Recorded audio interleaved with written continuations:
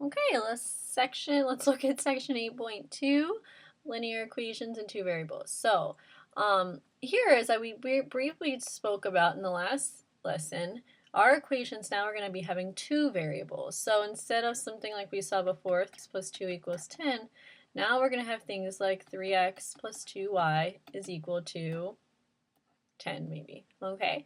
But notice we have two variables. Now commonly those variables are going to be x and y, but not always. It could be other letters, but they are always going to be represented and graphed on the coordinate plane. Okay, so if you think back just a little ways before we move on, when we had an equation like this, 3x plus 2 equals 10, when we got our answer, if it was an inequality rather, say we had is less than or equal to, when we got our answer we would graph it at whatever the number was, use an open or closed circle, closed in this case, and we would shade one way or another to represent all of our possible solutions. Well, now the way that we're going to represent solutions of an equation, not if an equation, solutions of an equation, is going to be to take and graph on two axes, because we aren't having just one anymore. Before it was just x, which is why we only had the x going across, but now we have two variables, so it's going to be on the x and the y, the coordinate plane. Okay, so when we graph equations, we're going to be graphing them so they're not going to be just straight across solution sets. Instead, they're going to be solid lines. Equations we look at in this chapter are going to be straight lines, and each point on this line is going to represent a solution. Okay, so each point, there's so many infinite ones that it takes up so much space that when they all mesh together, it looks like a solid straight line, because that's essentially what it is. And all of those points that make it up, all of those x and y values, are solutions, meaning they're points that fall on the line. And if we have an equation, if we sub this x and y back into the equation, it should work. So let's take a look at example 1 to see what we mean. Tell whether the ordered pair is a solution of 2x minus y equals 5. So 2x minus y equals 5. My x is 1, my y is negative 3, so in place of x I put 1. In place of y, I put negative 3. And notice, I kept the minus sign here. The only thing is where y is, I put negative 3, and I kept that in parentheses. So 2 times 1 is 2, minus a negative is plus a positive. So 2 plus 3, does it equal 5? Yes, 5 equals 5. So yes, this is a solution. Okay, let's try letter B. 2x minus y equals 5. I'm going to substitute 4 in for x, 7 in for y. And check it out. 2 times 4 is 8. 8 minus 7, 1, which does not equal 5. So not a solution. Okay? It's supposed to be a solution. Now, if we move on to example 1, you try just some more of these. Tell whether the ordered pair is a solution. Here is the equation we're working with in two variables. So 3x plus 2y is equal to negative 8. I'm going to substitute 0 in for x, 4 in for y. And check it out. This goes to 0 plus 8. So I get, does 8 equal negative 8? Close, but not close enough. So nope, not a solution. In letter B, I'm going to use the same equation, 3x plus 2y is equal to negative 8. And I'm going to put my negative 2 in for x. And in place of y, I substitute negative 1. So 3 times negative 2 is negative 6. 2 times negative 1 is negative 2. Negative 6 plus negative 2 is negative 8. Yep, we are good. We have a solution.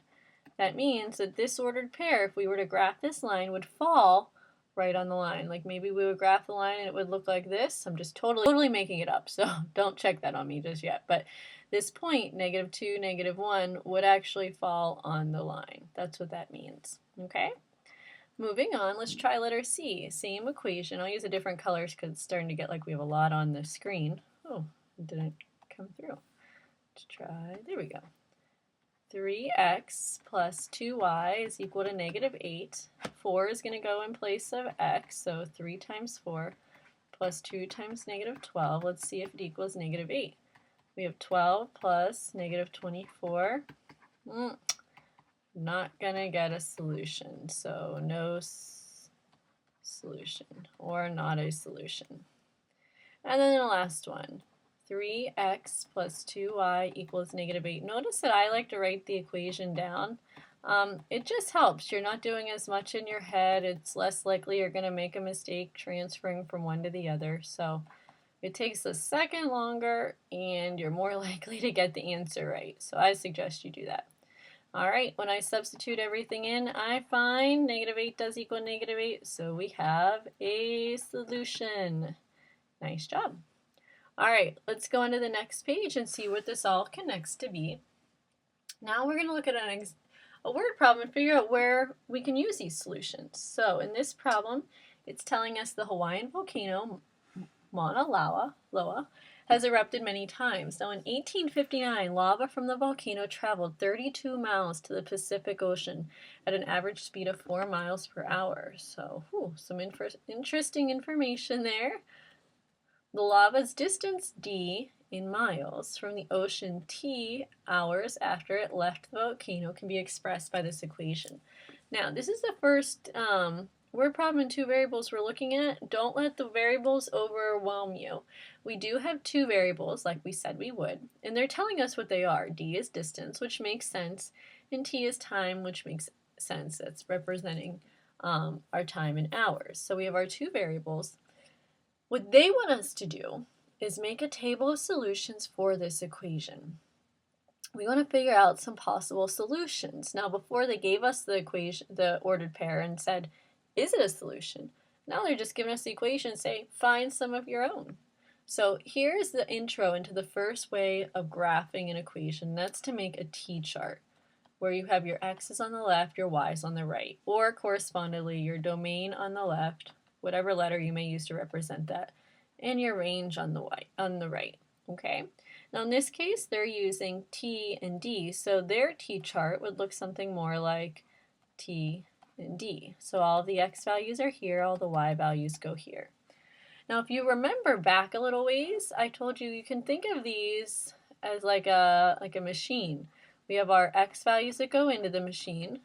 They go through the whole process, and out come my y values, my output. That's what we have here. Now this is, because this is our first one, this is like an extended T-chart. So here's our x, all of our t's on the left, our inputs. They're going to go through the function, or the properties, and what's going to come out are our outputs, our d values. Okay, so here's how we want to do this. We want to take our equation d equals 32 minus 4t, and I'm going to substitute in the first t value that they give me. So it's 32 minus 4 times 0. 4 times 0 is 0, so I just get 32, my first output. Then I'm going to do it again. We're going to substitute in this time 1. So 32 minus 4 times t, which is 32 minus 4 times 1. 4 times 1 is 4, so 32 minus 4, I get 28. And then we're going to do it again, this time inputting 2. So d equals 32 minus 4 times t. Really, 32 minus 4 times 2. 4 times 2 is 8, so 32 minus 8, which gives me 24. So the ordered pairs, I put in all my inputs, I got my outputs, and that really forms an ordered pair. My first one is 0, 32. My second one is 1, 28. And the third one is 2, 24. So this lesson talks a lot about how this portion of the lesson just talks about how to get some ordered pairs. And then we can analyze what these mean in a moment. But that's really all you have to do. If you make a T-chart of values, whether it be T and D or X and Y, you can pick values. Now commonly we'll use these ones, but if they give you different ones, that's okay. Just input the value that they give you.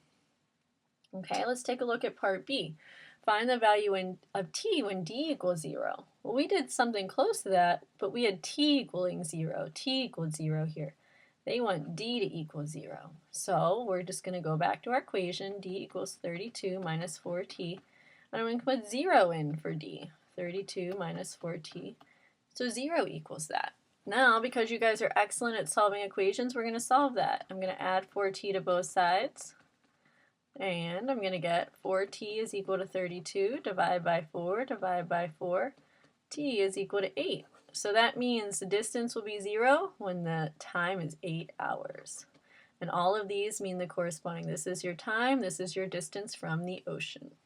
Good job. We'll see you in part 2.